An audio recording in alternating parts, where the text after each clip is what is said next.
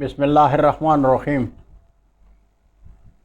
پاکستان دوستو السلام علیکم۔ یوٹیوب ادب چینل قلم قافلہ پاکستان، میں ہوں گل بخشال۔ پہلے پاکستان، آج کے کالم کا عنوان ہے وہ تو اشرافیہ کی طوطی ہے، جو بتایا جاتا ہے وہی بولتی ہے۔ ناظرین، بندیال نے قومی لٹیروں کو پاکستان پہ مسلط کر کے قومی خزانے کو کنگال کر دیا۔ کچھ اہل دانش 11 امریکی نواز سیاسی اور مذہبی جماعتوں کی قیادت کا عمران خان سے موازنہ کرتے ہیں۔ یہ کہاں کی عقل مندی ہے؟ وہ عمران خان جو برطانیہ میں شاہی زندگی چھوڑ کر اپنا سب کچھ پاکستان لے آیا، اس لیے کہ وہ وطن دوست ہیں، اور وہ وطن دشمن قومی لٹیرے قومی دولت لوٹ کر عیاش زندگی کے لیے برطانیہ اور دوسرے مغربی ممالک میں جا کر اپنے خاندانوں کے ساتھ آباد ہو گئے ہیں۔ حیرانی ہے ان قومی لٹیروں کے چاہنے والوں پر، کیا ان کی قومی اور مذہبی غیرت مر چکی ہے؟ پاکستان میں رہ کر پاکستان لوٹنے والوں کے گیت گانے والے اپنے دیش پاکستان کو کیوں نہیں سوچتے؟ کیا وہ نہیں جانتے کہ پاکستان کی خدائی قوت سے خوف زدہ مغرب پاکستان کے خلاف کیا کچھ نہیں کر رہا ہے؟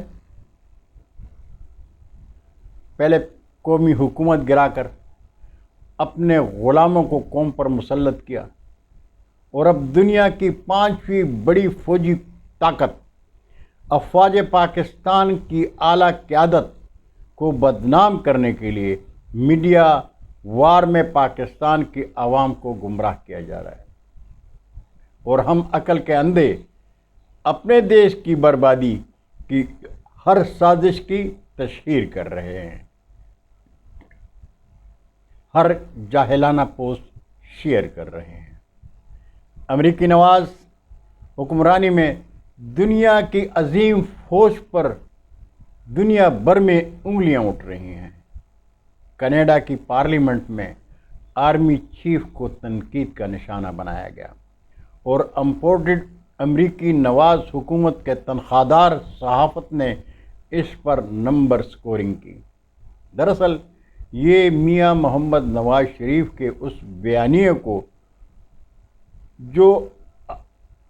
کو اپنی حکمرانی میں تقویت دے رہے ہیں، جس میں اس نے فوج کو نشانے پر رکھ کر ماتم کیا تھا کہ مجھے کیوں نکالا، اور اب یہودی گماشتوں کے ساتھ مل کر اپنے بیانیے ووٹ کو عزت دو کا جنازہ نکالا۔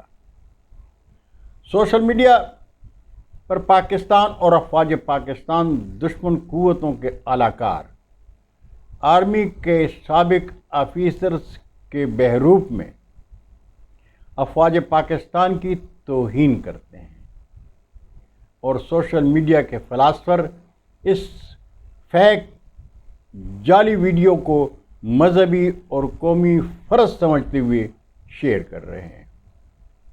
گزشتہ دنوں ISI کے سابق چیف جنرل شجاع پاشا کی آرمی چیف قمر جاوید باجوہ کے حوالے سے ویڈیو شیئر ہوئی تو میں نے آرمی کے چند سابق افسران سے اس کی تصدیق چاہیے کہ یہ کمبخت واقعی جنرل شجاع پاشا ہیں، تو انہوں نے کہا یہ فیک ویڈیو ہے۔ ایک سابق افیسر نے کہا یہ بکواس ہے۔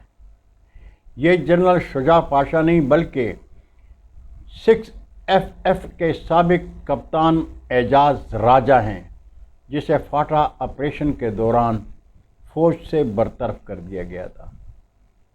ہمارے ایک اور دوست نے بڑی دلچسپ بات کی، کہتے ہیں کہ اگر یہ بندہ جنرل شجاع پاشا بن سکتا ہے تو ممکن ہے میاں محمد نواز شریف پلاسٹک سرجری کروا کر باجوہ بھی بن سکتا ہے۔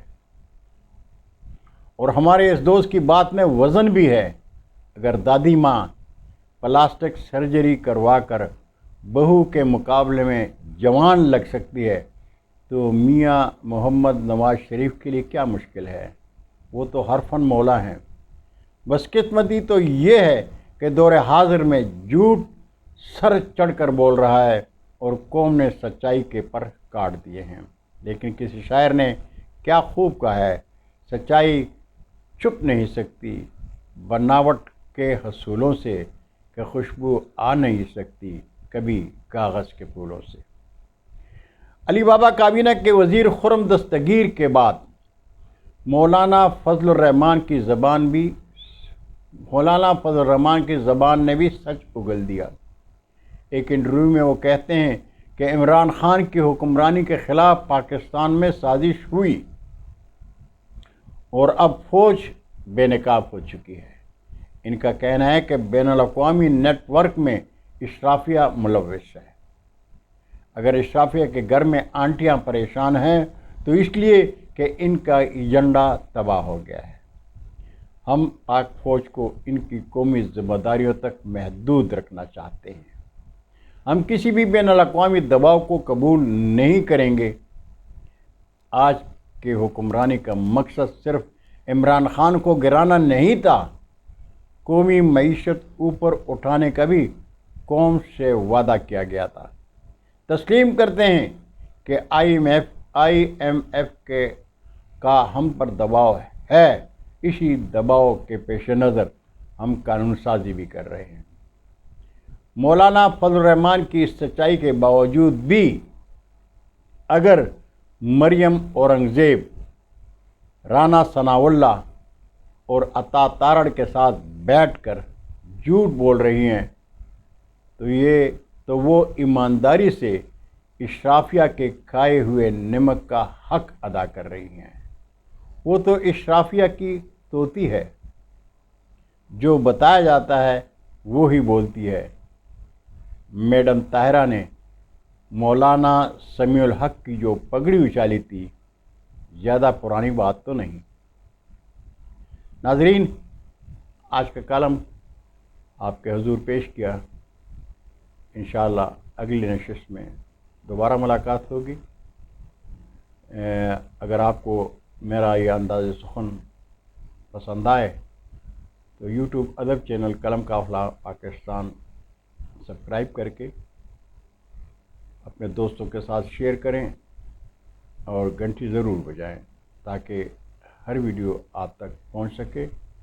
وما علینا الا البلاغ۔ خدا حافظ۔ پاکستان زندہ باد۔